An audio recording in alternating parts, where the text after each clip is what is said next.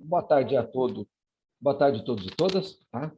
Agradeço imensamente a presença de vocês aqui. Aos pouquinhos o pessoal vai acabando de entrar.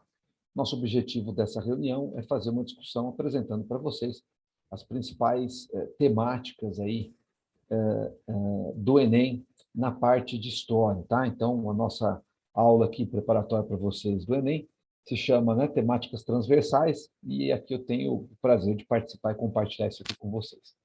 Muito bem, vamos começar a nossa análise aqui, tá? Voltada exclusivamente para a nossa aula do Enem.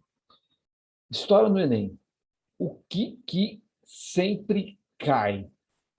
Atenção, olha aqui. O que sempre cai? O que sempre é perguntado? Sempre é questionado, tá? Então, essa apresentação aqui, no caso, ela visa efetivamente a gente tentar discutir esses principais pontos assim do caso. Aqui é um gráfico, pessoal, que eu elaborei que mostra um pouco essas tendências. Hoje pela manhã eu conversei rapidamente com vocês e mais ou menos falei o seguinte, pessoal do terceiro ano do ensino médio. Quando eu vou falar a respeito, por exemplo, de história no Enem, né, história da África, né, muito pouco. Vocês que fizeram, por exemplo, a prova da Unicamp este ano, vocês viram uma pergunta a respeito dos reinos africanos, né? Uma pergunta sobre a África.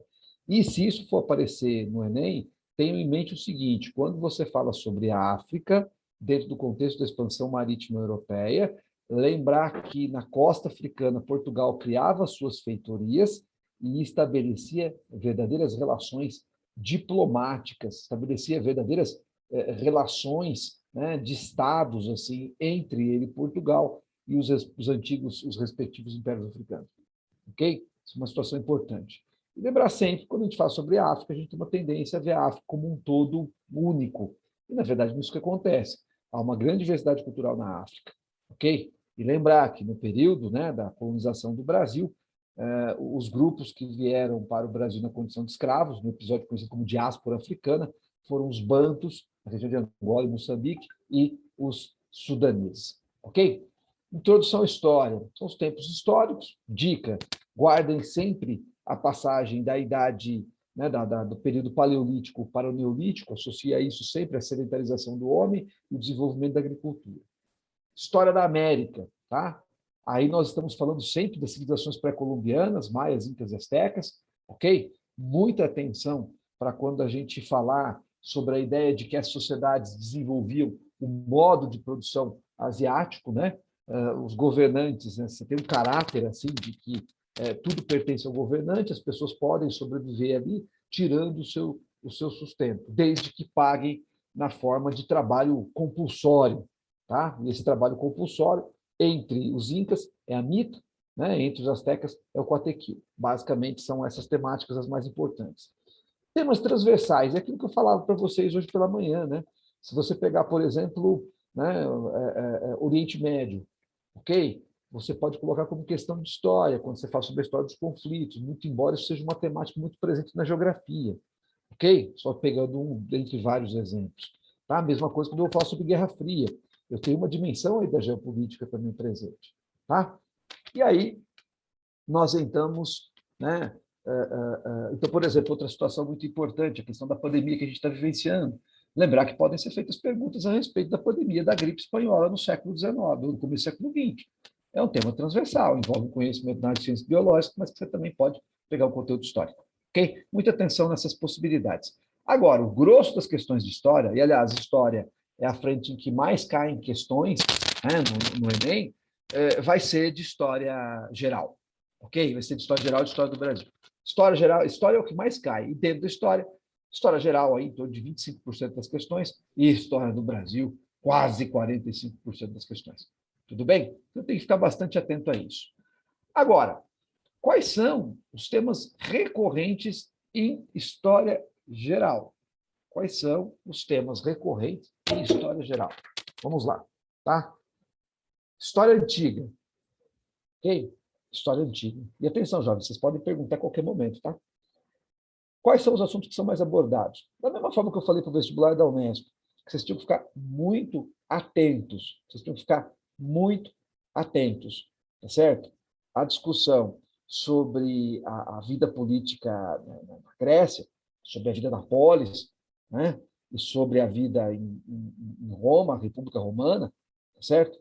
Isso também vale para o Enem. Quando aparece alguma questão a respeito da antiguidade, são questões sobre a antiguidade clássica. Grécia, e aí a evolução política, né, em Atenas, lembrar que eu não posso generalizar a democracia para todas as cidades gregas, certo?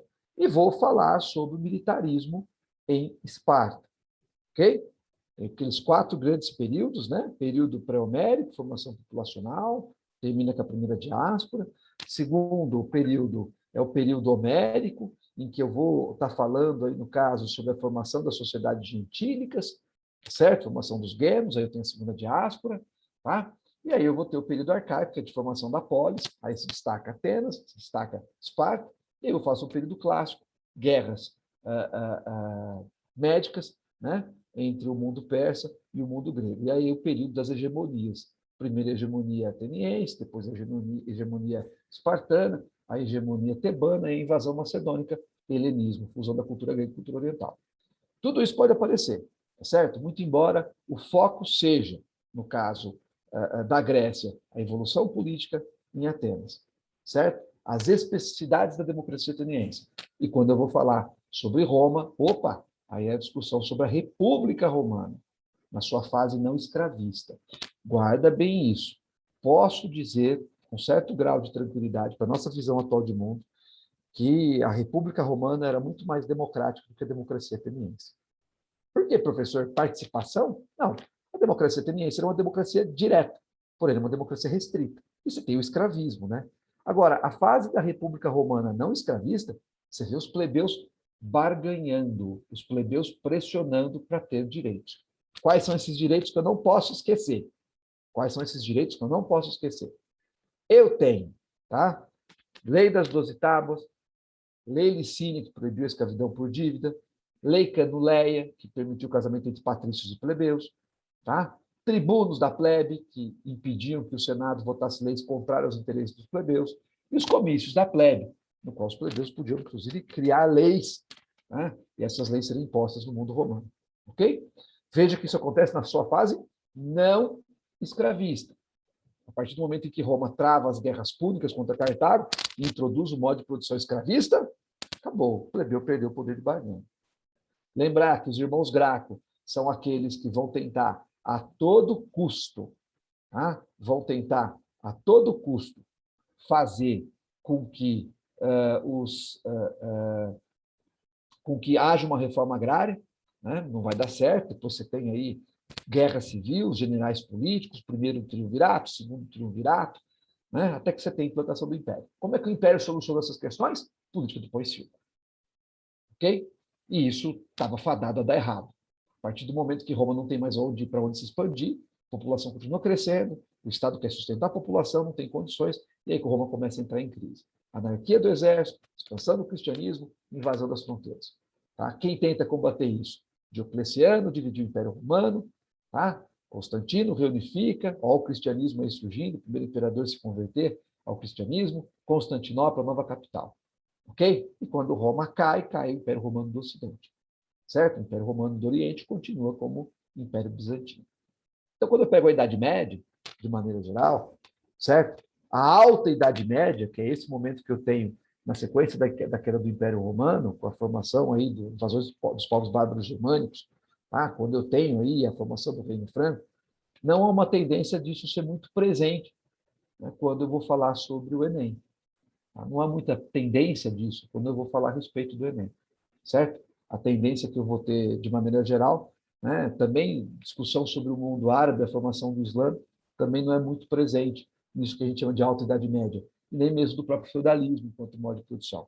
Ok, é bom eu lembrar que o feudalismo é a conciliação, né, do comitatus germânico, né, que deu origem aos laços de serania e vassalagem, com o colonato romano, que deu origem aos laços de servidão. Sim, isso é muito importante. Sim, isso é muito interessante. Mas tenho que saber que, na verdade, vai ser muito mais questionado, vai ser muito mais discutido as transformações que vão acontecer, tá certo? A partir da Baixa Idade Média, certo? Aí eu tenho que levar em consideração que o que vai ser questionado está muito associado as transformações que estão acontecendo, certo? Com a transição do feudalismo para o capitalismo, certo? Então, aquele esqueminha, né? O feudalismo acabou como? De fora para dentro. Cruzadas, rebelião do Mediterrâneo, renascimento comercial, renascimento urbano, ascensão da burguesia, aliança com os reis, certo? Formação das monarquias nacionais, que lá na frente vão se transformar em absolutistas. Só explico o feudalismo de fora para dentro. E de dentro para fora, quando eu pego a crise do século XIV. Peste negra, Guerra dos 100 Anos e fome. Todas as estruturas provocam aí a desarticulação do mundo feudal. Então, quando a gente coloca aqui, ó, cruzadas e renascimentos, nós estamos falando do renascimento comercial, renascimento urbano, que depois, na modernidade, também vai ser, né, o próprio renascimento cultural. Também vai ser científico. E que, em certo sentido, também vai ser religioso quando eu penso a reforma. É a ideia do humanismo. Ok? Esses processos que vocês conhecem, dominam bem, às vezes podem aparecer. Na sua dimensão filosófica, inclusive, os pensadores humanistas aí. Tá? E quando eu vou dessa transição da Idade Média para a Idade Moderna, aí eu já entro na expansão marítima, que vai resultar na descoberta do Brasil. Périplo africano para o português, ciclo oriental, né, o ciclo ocidental espanhol. Aí eu já tenho que, né, levar em consideração, tenho que analisar que esses processos, de maneira geral, vão acabar explicando, né, a expansão marítima, ou seja, os primeiros estados nacionais a se formarem na Europa, centralizarem o poder político. Não são, por acaso, os primeiros que vão iniciar a expansão marítima. Né? Quais são esses países? Portugal e Espanha. Ok? Que se formaram também num contexto particular, é preciso saber isso. Portugal e Espanha formam-se no contexto das guerras de reconquista, que nada mais eram do que a expulsão dos muçulmanos da Península Ibérica. Beleza? Esses pontos são importantes para a gente analisar, são importantes para a gente observar, tá nessa transição história geral e história do Brasil. Ok? Lembrar que a expansão marítima europeia vai acabar significando a descoberta da América, ok? Né? Na mudança do eixo do Mediterrâneo para o Oceano Atlântico, na integração da África como local que vai fornecer escravos, e nessa prática dos governos absolutistas, que é o mercantilismo, em termos econômicos, do acúmulo de metais preciosos. Ok? Através do mercantilismo, o Estado acumula riquezas que vão servir para se manter a autoridade dos reis, a manutenção de exércitos nacionais profissionais. E é interessante que todos os países que depois centralizam o poder político, Inglaterra e França, vocês sabem que Inglaterra e França centralizaram o poder tardiamente, porque entraram na Guerra dos 100 Anos, e depois cada um deles vivenciou um problema muito sério aí no caso. Né? A Inglaterra vivenciou a Guerra das Duas Rosas, certo? Depois nós tivemos aí a França vivendo as guerras de religião, a Inglaterra consolida o poder com a dinastia Tudor, a França consolida o poder com a dinastia Bourbon, ok? E vão entrar tardiamente na expansão marítima. Paradoxalmente, isso vai ser uma vantagem para eles, né? Porque, diferentemente de Portugal e Espanha, que tiveram acesso a riquezas imensas no continente americano, principalmente com a mineração, ingleses e franceses vão ter que desenvolver formas diferentes do mercantilismo. Não pura e simplesmente o metalismo, mas, né, a produção, manufatura e última análise. Então, é interessante que eu posso fazer esse grande arco aí, ó, da expansão marítima europeia. Eu tenho aí uma acumulação primitiva de capitais que, em última análise, vai resultar na Revolução Industrial, que é um dos pressupostos da modernidade, ao lado, né, do próprio desenvolvimento das ideias que vão surgir a partir da Ilustração, que é uma crítica ao absolutismo, é uma proposta de uma sociedade alternativa baseada aí nos preceitos do iluminismo. O iluminismo é uma crítica ao absolutismo, é uma proposta de uma sociedade baseada dentro dos preceitos aí burgueses. Beleza? Então, essa visão geral, ela é cada vez mais presente, né, e deve efetivamente ser acompanhada. Ok? E aí, chegando no mundo contemporâneo, né? A partir das revoluções industriais, ó, veja, plural, revoluções industriais. Inglaterra, você tem que saber quais as condições pelas quais a Inglaterra, né, se tornou berço da Revolução Industrial.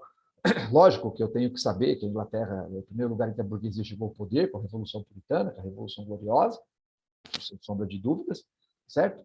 Mas também tenho que entender que a Inglaterra tinha acúmulo de metais, acúmulo de recursos minerais, posição geográfica favorável, né? E umas práticas mercantilistas bem interessantes, que quando ela se relacionou com Portugal, deu super certo. Lembra? Panos e vinhos? né? Então, lembra da pirataria contra a Espanha? Pois é, tudo isso contribui muito para que a Inglaterra acumulasse esses capitais. Quando eu penso sobre a segunda revolução industrial, não é só na Inglaterra, são em várias partes do mundo, né? E a partir daí eu tenho aquela treta também bem interessante, da unificação tardia da Itália e da Alemanha, né? Tenho aí, no caso, não posso também esquecer sobre todos os processos, as revoluções burguesas que aconteceram na Europa. Tenho que pensar que a primeira, né, revolução burguesa por excelência é a Revolução Gloriosa na Inglaterra no século XVII ainda, e depois desse processo tem a Ilustração, a independência das 13 colônias, aí eu tenho a Revolução Francesa, né? É curioso que as ideias iluministas se desenvolveram principalmente na tradição francesa, muito embora vários países europeus aí fizeram reformas com essas ideias, despotismo esclarecido, ok?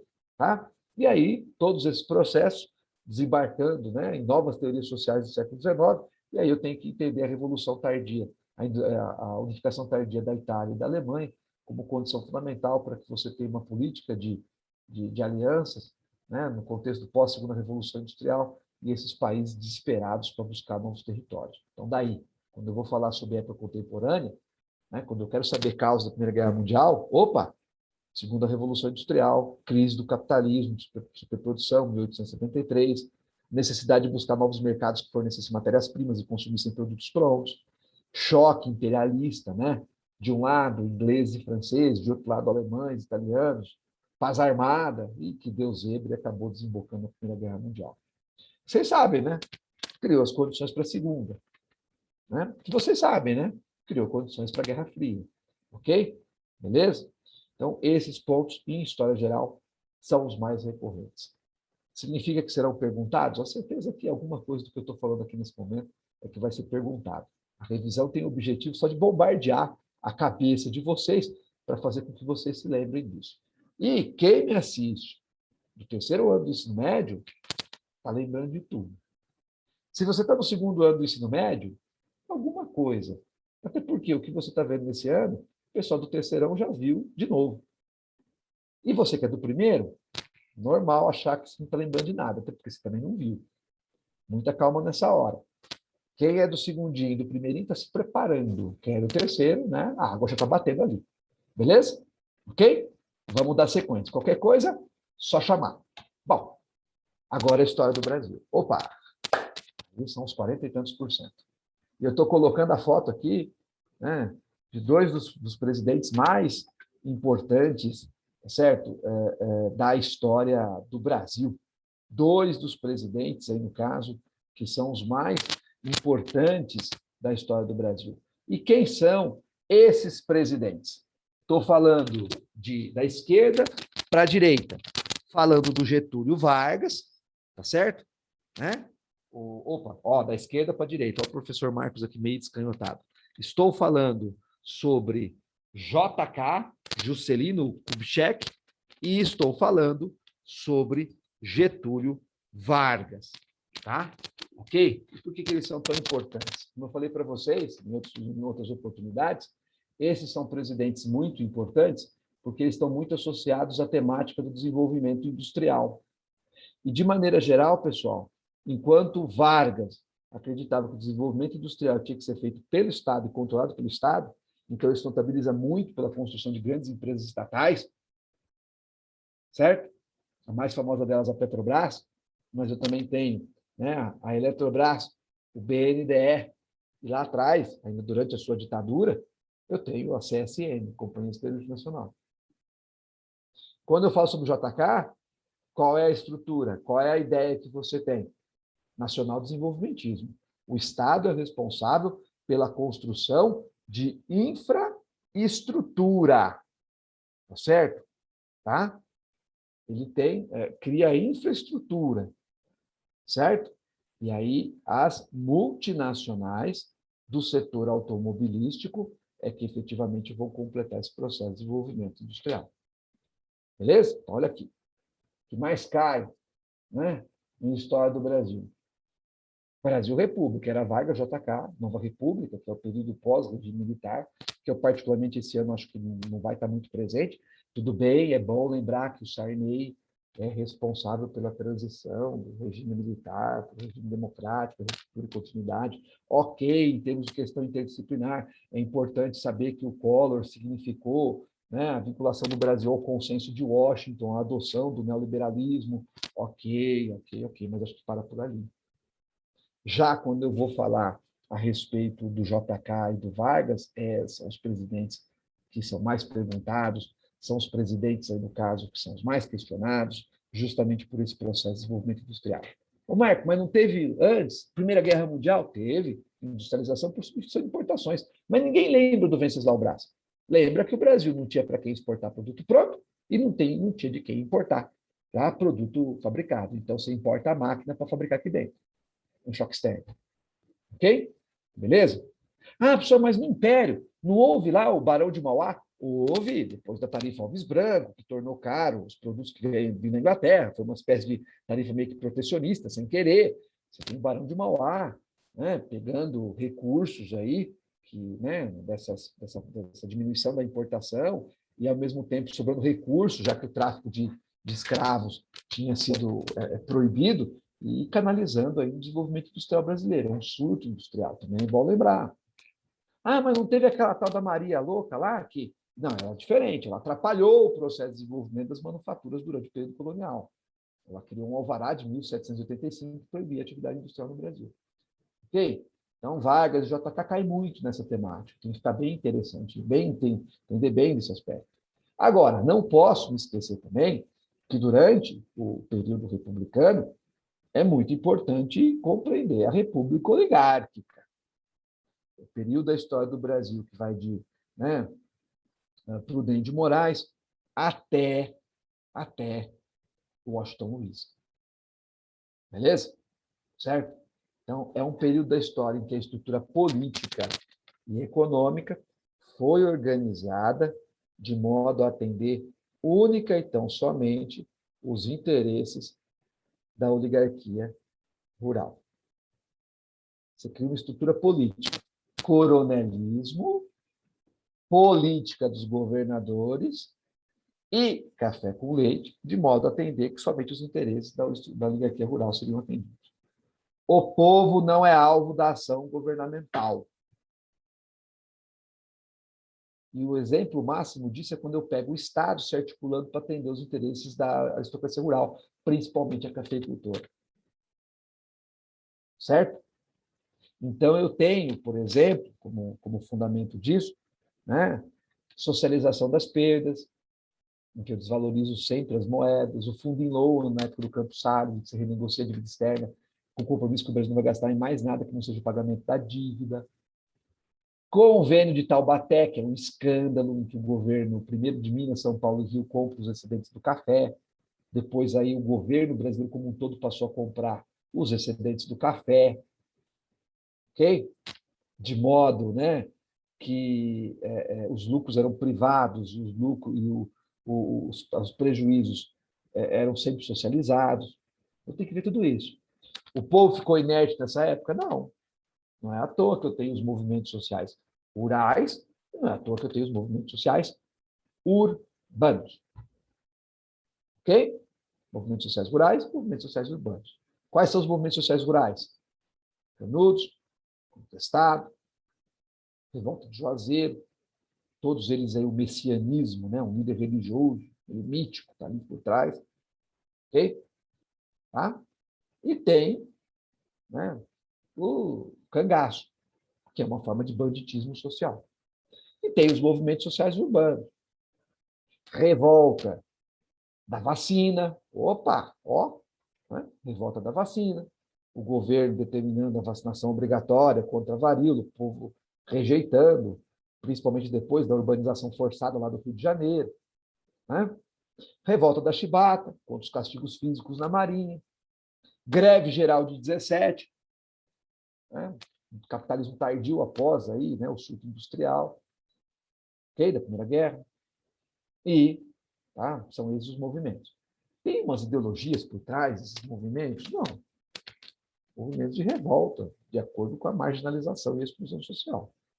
Essa conscientização e esse questionamento aos patamares aí da República Oligárquica vai acontecer quando nós falamos a respeito, né, Semana de Arte Moderna de 22, Tenentismo também em 22, o primeiro episódio dos 18 Forte de Copacabana, fundação do PCB, é o primeiro partido ideológico do Brasil.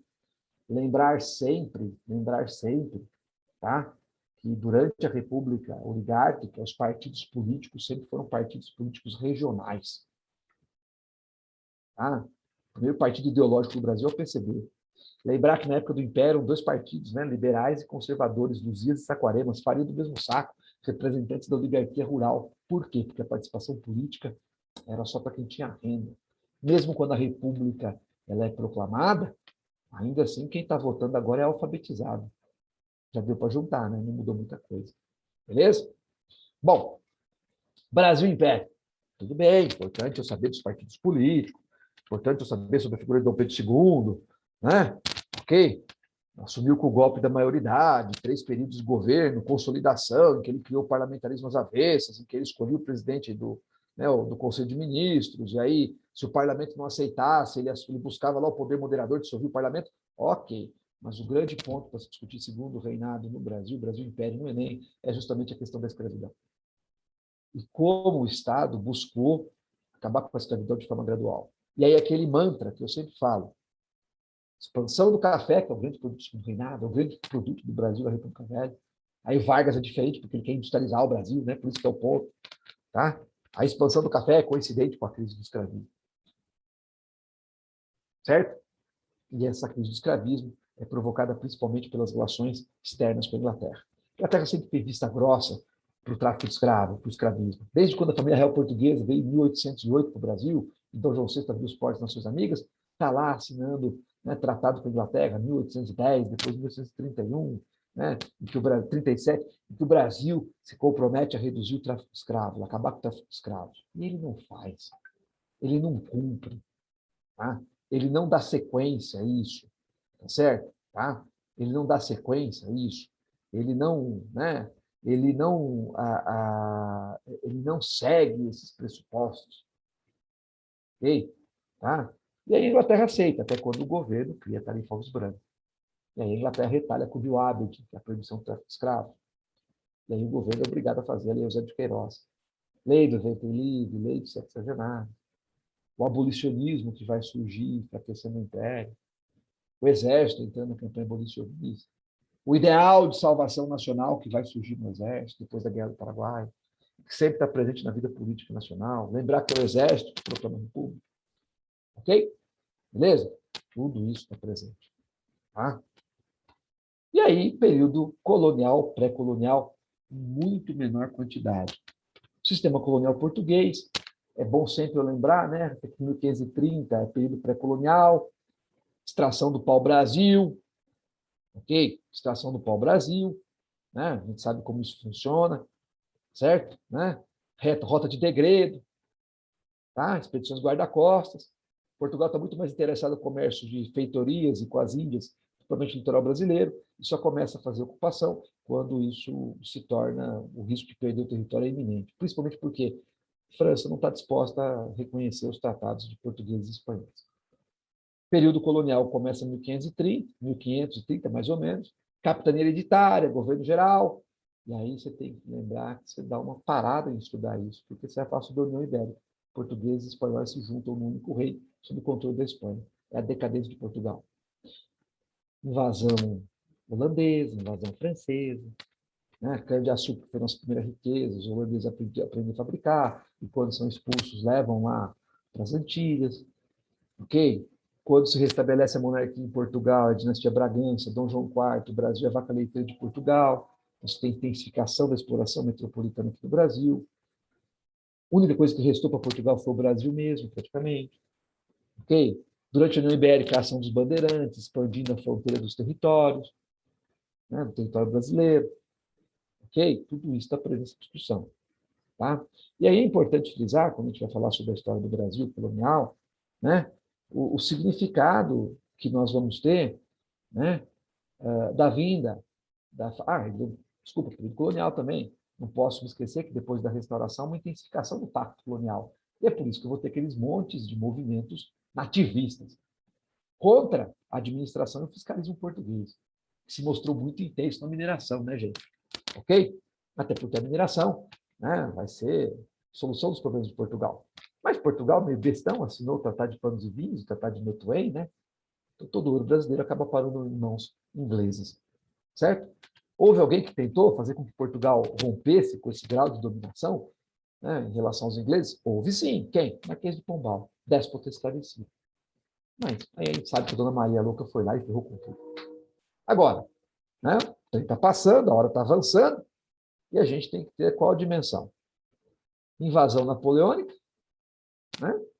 Portugal, a guerra portuguesa vem para cá, abertura dos portos das nações amigas, Brasil se torna a capital do Império Português, depois de várias ações de Dom João VI. Para o Brasil, Dom João VI é o auge, é o cara, é o fim do pacto colonial. Então, esse período, você não fala que o Brasil é colônia, você vai falar sobre a administração joanina. E é muito mais Portugal que precisa recolonizar o Brasil do que o Brasil se tornar independente de Portugal. Certo? Quando houve a Revolução Liberal do Porto, né, quer-se anular todas as ações de Dom João VI aqui no Brasil. É a recolonização. Como é que se dá a independência do Brasil? É um acordo entre Dom Pedro, que fica aqui, e a elite agrária, que não quer correr riscos de ter que recorrer ao povo, aos escravos, para fazer a independência. Muito mais fácil pegar o filho daquele que, né, do governante, que no futuro seria governante também. O Brasil surge como uma monarquia. Ok? É o único país da América? Não, lembrar que o México tem essa história meio doce, louca lá, né? Do Agostinho I, né? Certo? Mas isso, muito pouca chance de aparecer no Enem. O fundamental aí é o foco no Brasil. Ok? Então, a independência do Brasil é um processo, tá? De um acordo, né, entre a elite agrária e Dom Pedro I. Então, Pedro I, no primeiro reinado, mostra com toda a força o seu autoritarismo. Fecha a Constituinte da Mandioca, lá de 23, outorga a Constituição de 1924, 4 poderes, né? Por aí vai. Esses são os pontos, portanto, mais importantes. Tá? Esses são os pontos aí mais interessantes para a gente analisar e para a gente discutir. Ok? Vocês têm alguma dúvida por enquanto? Beleza? Nota. Revisão, jovens, nesse momento, é só para bombardear a cabecinha de vocês sobre assuntos que nós discutimos ao longo do ano. Beleza? Tá? E eu, para vocês, no terceiro digo, não há nenhum assunto que a gente colocou aqui que vá ser cobrado do Enem que a gente não tenha discutido em sala de aula. Ok? Aí a questão, como você conduz aí, reconduz esse processo de lembrança. Muito bem. E agora, nessa nossa, tá? Nessa hora, nossa, né, meia horinha final, nesses 40 minutos finais, muito direto ao ponto, esse material vai ser disponibilizado para vocês, ok? As temáticas sociais das redações do Enem. Vamos lá. Quem eu devo sempre citar?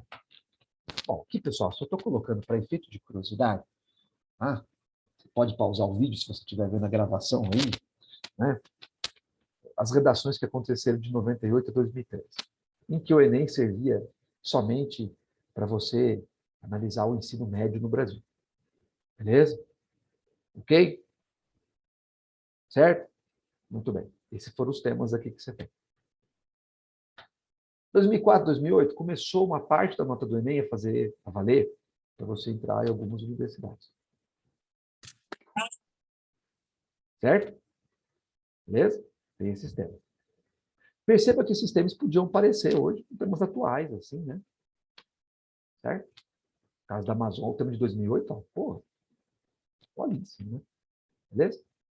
Meios de comunicação, liberdade de informação, trabalho infantil, né? Mesmo quando eu pego 98, 2003, né? Preservação ambiental, tá aí. Tudo. Agora, 2009 para cá é o que interessa. Por quê?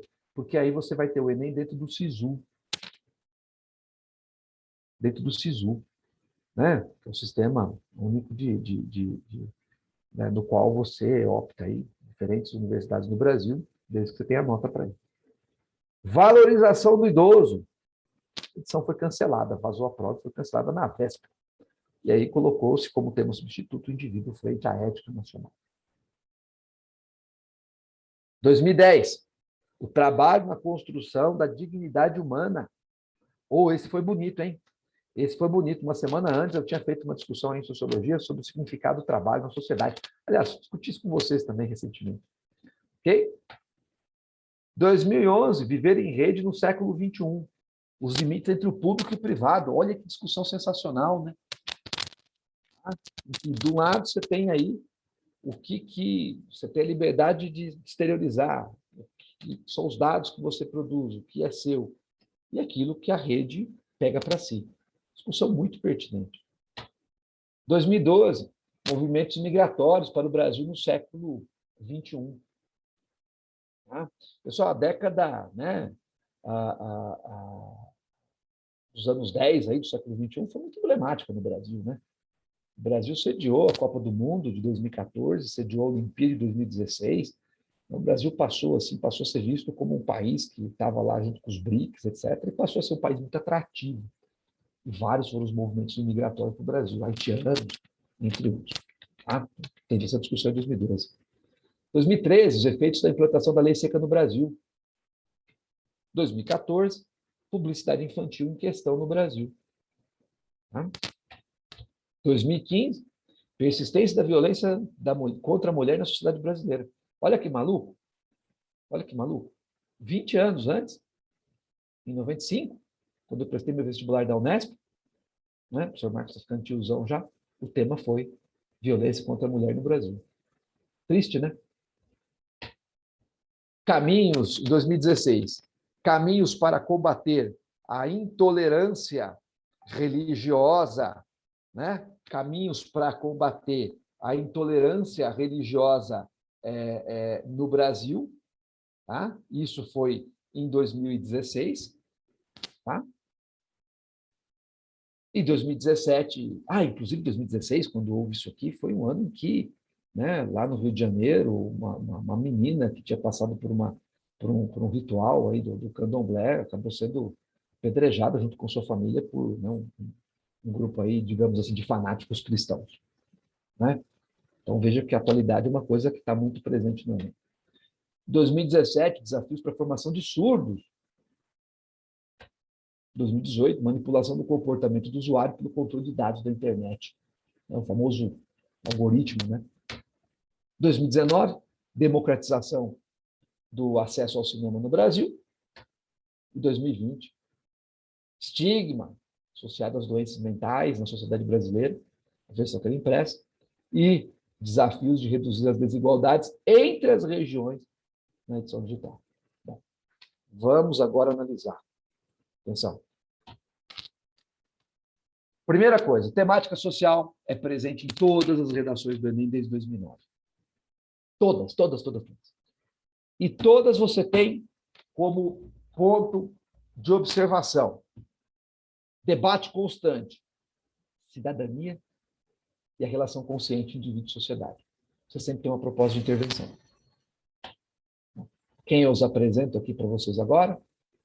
Apresento para vocês aqui, certo? O T.H. Marshall. Sabe o plano Marshall de reconstrução da Europa pós-Segunda Guerra? Não tem nada a ver, é outro. Mas é para você não esquecer o nome. Tá? O Marshall é um pensador britânico, sociólogo britânico, morreu aí, né, em 81. E vamos dizer assim, ele é o autor que é o cara central para você trazer o conceito de cidadania. Central para você trazer o conceito de cidadania. Certo? Beleza? Em 1950, ele publicou um clássico, que é Cidadania, Classe Social e Status. Tá? E vai ali alicerçar a ideia do que é cidadania. Aqui é a capa do livro que ele escreveu. Né? E para o Marshall, pessoal, você só tem cidadania plena, total, quando aquela sociedade atinge totalmente os 3 níveis de direitos, 3 níveis de cidadania. Quais são eles? A cidadania civil, a cidadania política e a cidadania social. Esses 3 níveis de direitos. Você tem que estar presente. 3 níveis de direitos. 3 tipos de cidadania. Civil, político e social. Por cidadania civil, nós estamos falando dos direitos elementares e fundamentais da pessoa humana, que surgiram como reflexão e como algo que deveria ser vivenciado plenamente por toda a sociedade a partir das ideias iluministas, a partir da Ilustração. Tá? Então, é a liberdade que eu tenho de ir e vir, é o direito que eu tenho à vida, à liberdade, à propriedade, e que eu só posso perder se eu atentar contra a vida, a liberdade e a propriedade de outros indivíduos. Esse tipo de cidadania, ela é garantida aí pelo sistema legal, pelo sistema de leis. Durante muito tempo foi pensado que era o único direito que as pessoas tinham que ter, porque a partir disso elas poderiam alcançar a felicidade. Século XVIII. Século XIX, se avança, se estabelece a ideia de que o cara não tem que ter direito apenas à vida, à liberdade e à propriedade. Ele só pode pedir isso se atentar contra a vida, a liberdade e a propriedade dos indivíduos. No século XIX, se cria a ideia de que é natural, é justo e é lógico que os indivíduos possam participar do governo, escolhendo ou dele fazendo parte. Então, a cidadania política diz respeito à participação na polis, participação na vida política, a liberdade de se expressar, de exteriorizar suas ideias. Então, a cidadania civil diz respeito ao meu direito enquanto indivíduo, liberdade de expressão, opinião, o direito político está associado à ideia de participação. Só que aí, no século XX, surge a cidadania social, que diz respeito ao seguinte, não dá para você colar com a tese, com a ideia de que o homem basta ter direito à vida, à liberdade e à propriedade, ou que ele tenha o direito de participar, de votar e ser votado. Você tem que entender que os indivíduos têm que ter um conjunto de direitos sociais.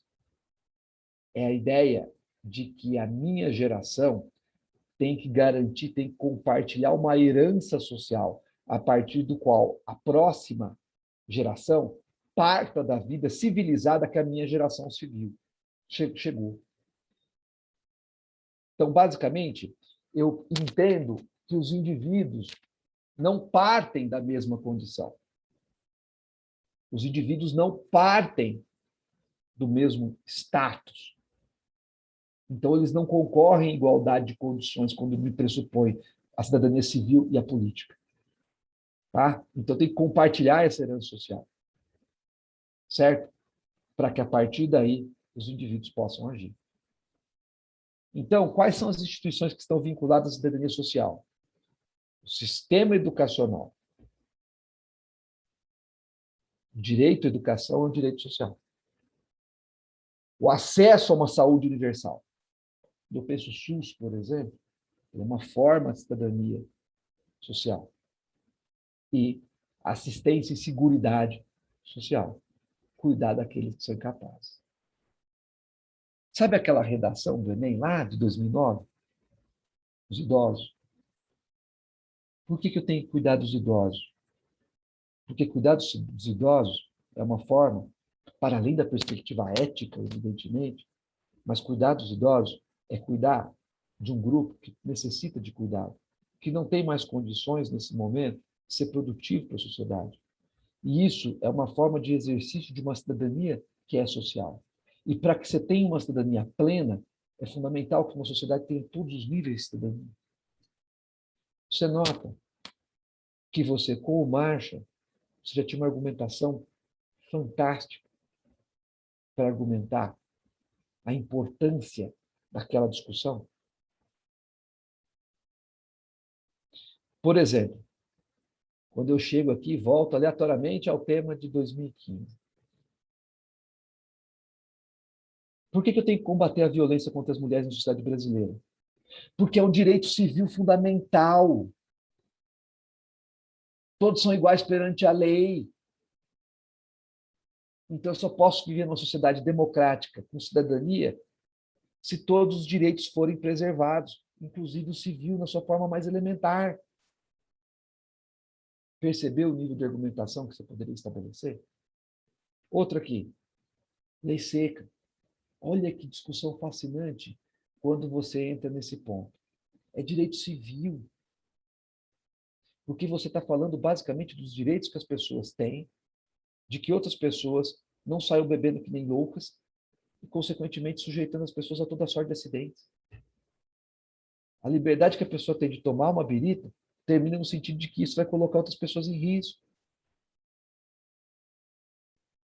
É lógico que dá para a gente conectar imaginando diretamente com a questão da vacina, né? Mas isso é uma outra coisa. Ah, eu tenho direito de não me vacinar, mas então, se não se vacinar, você coloca em risco outra pessoa. Olha o pressuposto, é direito civil elementar. Último aqui. Caminho para combater a intolerância religiosa no Brasil. De novo, eu tenho liberdade de expressão de opinião, de orientação religiosa. É tanto civil quanto político. Perceberam a importância desse sujeito? Inclusão, a cidadania social, cuidado daqueles que são incapazes.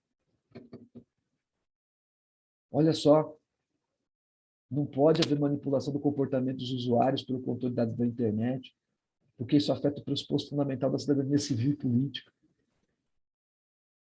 O Estado tem que resguardar. Cinema é cultura. Cultura é educação. Para eu ter uma cidadania plena, eu tenho que garantir isso. Perceba, pessoal, portanto, que não há trabalho, que a gente colocou, os imigrantes, eles têm direitos para vencer a cidadania.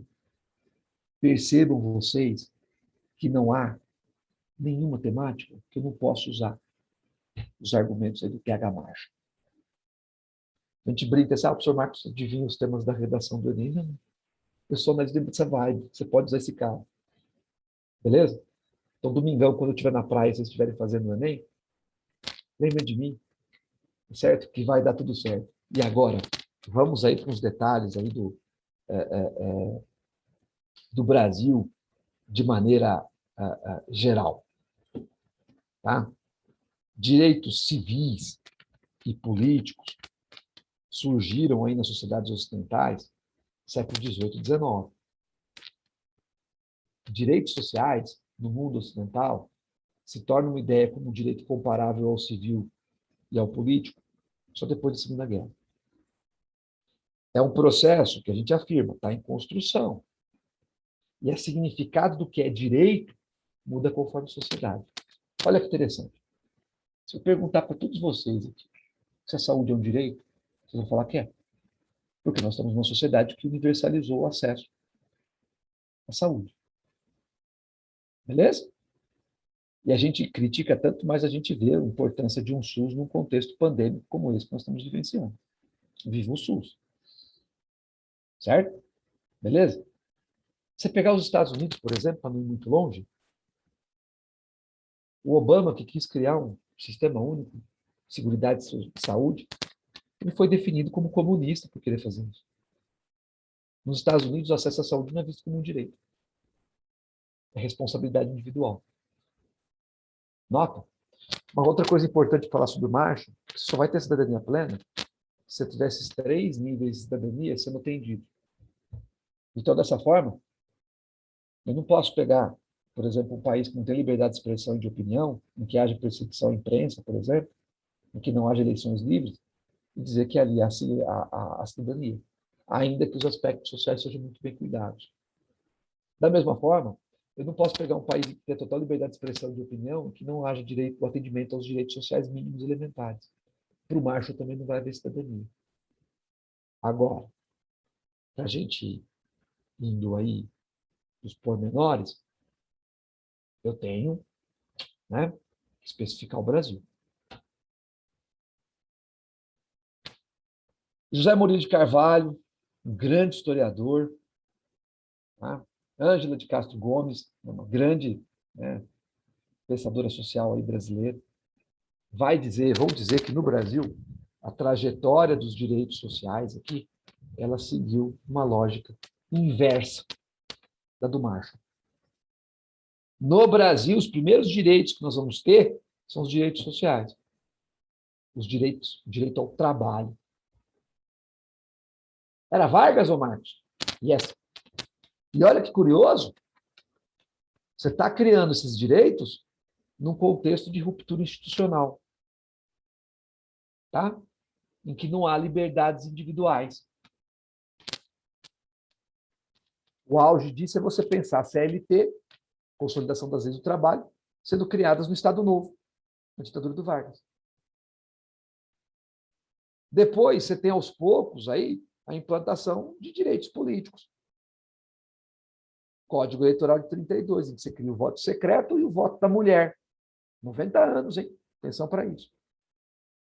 E só depois, tá, é que você vai criando a ideia de direitos civis, que são profundamente mal interpretados. O Brasil é uma dificuldade imensa para você interpretar, por exemplo, as políticas aí de compensação por parte do Estado, né, como algo que é visto como direito. Direitos, muitas vezes, são vistos no Brasil como privilégios. E, muitas vezes, esses direitos não são vivenciados de forma plena. Quer ver um exemplo disso, para a gente pensar com toda a propriedade? Eu tenho aí um escritor, né, que morreu recentemente, o Gilberto de Menstein, que escreveu uma obra, né, O Cidadão de Papel. Tá? E nessa obra, Cidadão de Papel, ele vai dizer que você tem, tá, né, uma Constituição extremamente moderna, que é de 88, ok? Em que você tem ali, no caso, né, vários direitos garantidos. Lembrar, né, Hannah Arendt, se não me engano, que diz, né, cidadania é o direito a ter direitos. Certo? Aqui no Brasil, a lei estabelece várias coisas, mas eles não são vivenciados. O que é isso? É a falta de uma vivência que você tem em outros países aí que estão vivenciando a ideia de direito civil desde o século XVIII, direito político desde o século XIX. Aqui no Brasil, você começou a ter direito social primeiro. Então, você tem uma dificuldade de se imaginar esse processo. Agora, vamos direto ao ponto, que é o que interessa, galera. Temáticas ainda não abordadas no Enem. Tá? Saúde. Saúde. Então, qualquer que seja a temática de saúde, o que eu tenho que perceber? Ela faz parte dos direitos sociais. Os direitos sociais, assim como os direitos civis e políticos, são fundamentais para que você tenha uma verdadeira cidadania. Note, qualquer que seja o tema, você pode usar o macho. E esse tema ele é importante e ele é significativo em si mesmo. Porque ele é parte, já que ele é sempre uma temática social, ele é parte da vivência plena da cidadania. Ele é parte da vivência plena da cidadania. Seguridade social. O primeiro ano do Enem, aí, no caso, foi sobre, né, os idosos. A ideia das... Nunca mais aconteceu. Também pode aparecer o porquê de se cuidar dos idosos. Educação, né? Talvez ali você possa colocar sobre surdos, que é muito mais uma temática de direito civil, de inclusão, do que propriamente da educação em si. E esporte. A importância do esporte. Tá? Então, a temática social é muito presente, embora cidadania, né, civil e política sempre se faça presente. Ok?